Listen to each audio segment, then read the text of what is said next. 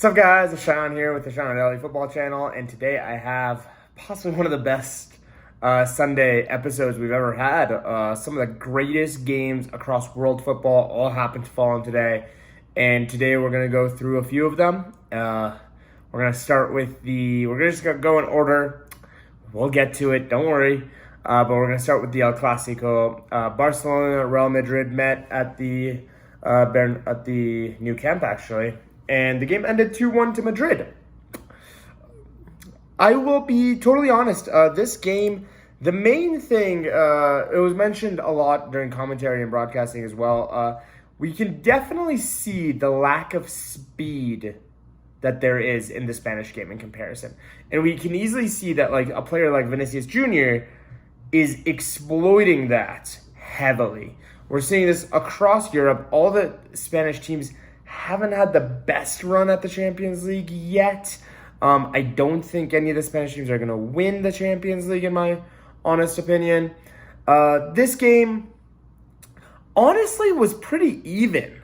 Shots 12-10 to Barca. XG 1.6 to 1.5 to Barca. Shots on target 2-5 to Madrid.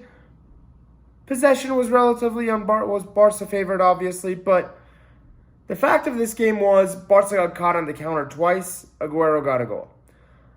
Serginho Dest had a very good opportunity to score. Barca had a couple more opportunities to score. Just a little bit lack of speed. They've lost a little bit of that vertical gameplay that they used to have.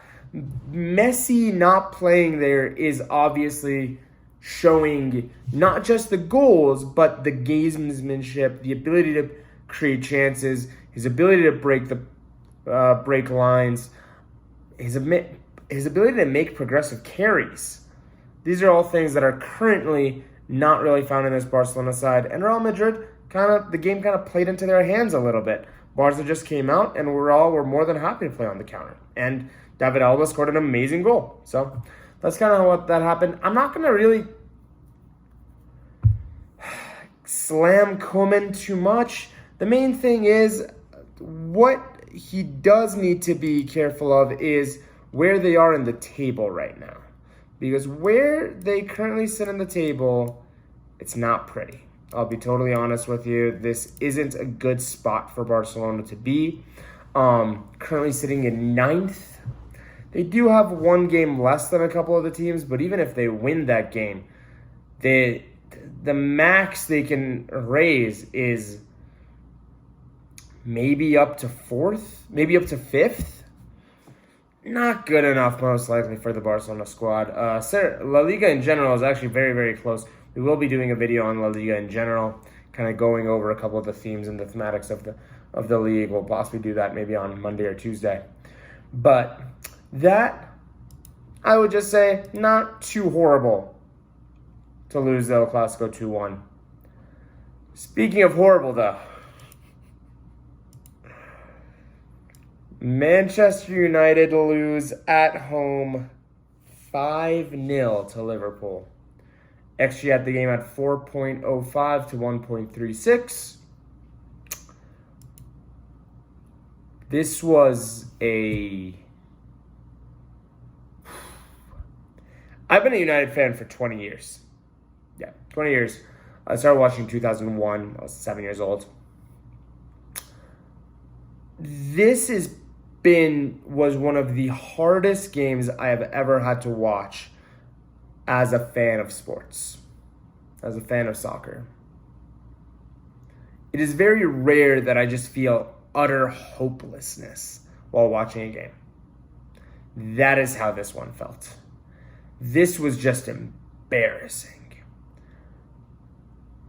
Over the last 10 years since Sir Alex has been gone, we've had a lot of situations, 8 years that Sir Alex has been gone.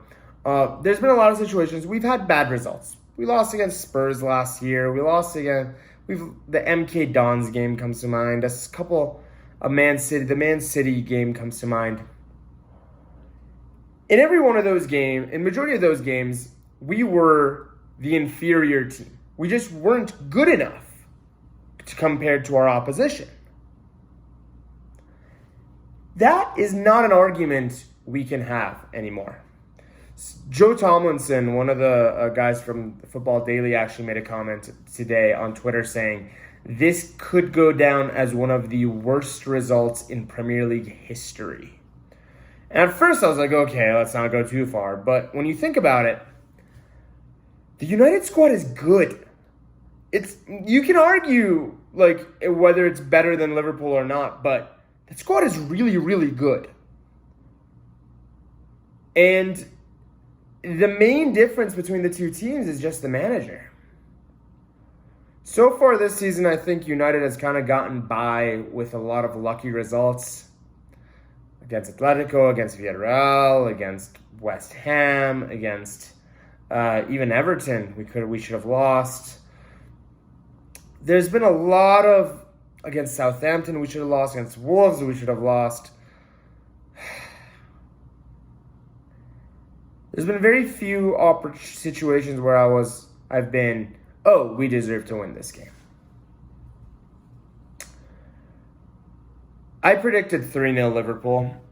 I expected us to struggle this game, and we obviously struggled this game. But it wasn't even, we didn't even put up a fight. Liverpool carved through us like we were not even there. And I don't know why, but Jurgen Klopp told them not to go for the jugular in the second half. I don't know if he just didn't want it to become an embarrassing situation. What he was thinking, because he obviously told his players, "Hey, let's calm down, let's relax."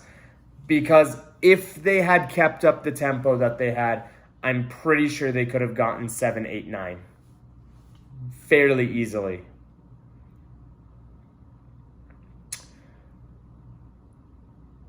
I don't want to say Ole out, he has to go, or any of those things, but I just don't see a way back from this result. This is just too humiliating.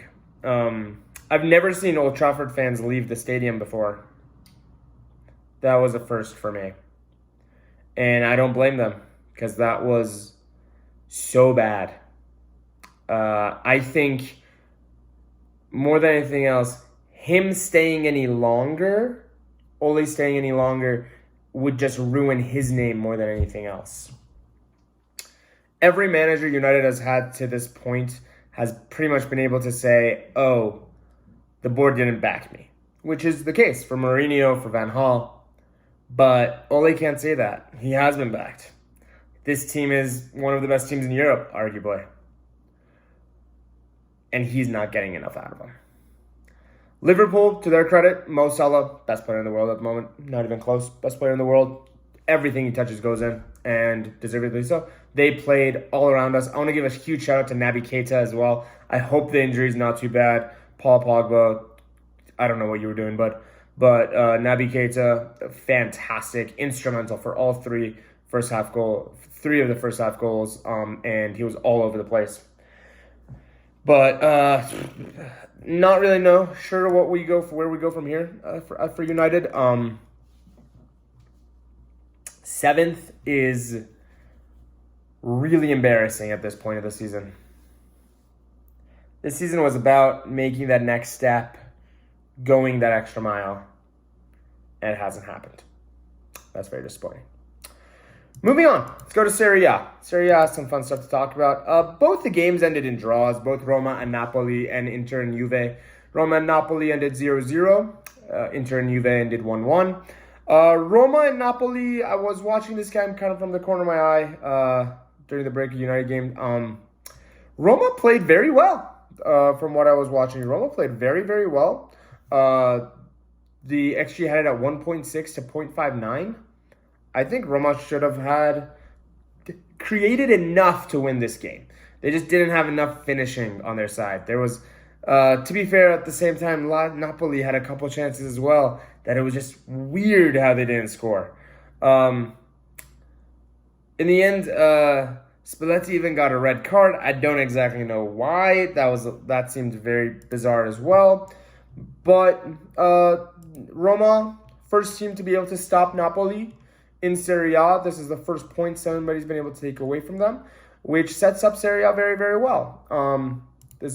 I think Mourinho would be happy with this point.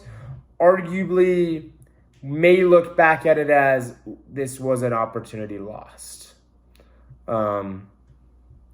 Potentially. But that's kind of that. Napoli, I think they're fine. I think Napoli will be fine. It's unrealistic to think you're going to win every game. Inter-Juve, this game was actually fairly close. Juve edging XG by 0.3 pretty much. The penalty at the last minute, was it a penalty, wasn't a penalty? I'd give it as a penalty, honestly. The rules are the rules. Sucks that it is. But the game was very even. Juve are slowly turning the screws. It's starting to fall into place. I'm confused why Dybala didn't start. I think if he had started, he would have made a bigger difference in this game. Inter, fantastic, honestly. We're going to just do a quick scan at the Serie A table, and it's getting interesting. Milan and Napoli both sitting on 25 points with a hefty lead on the rest of Serie A. The next closest team is Inter, 7 points behind them. They've already pretty much, those two teams have kind of broken away. It's Serie A, it's only 9 games in.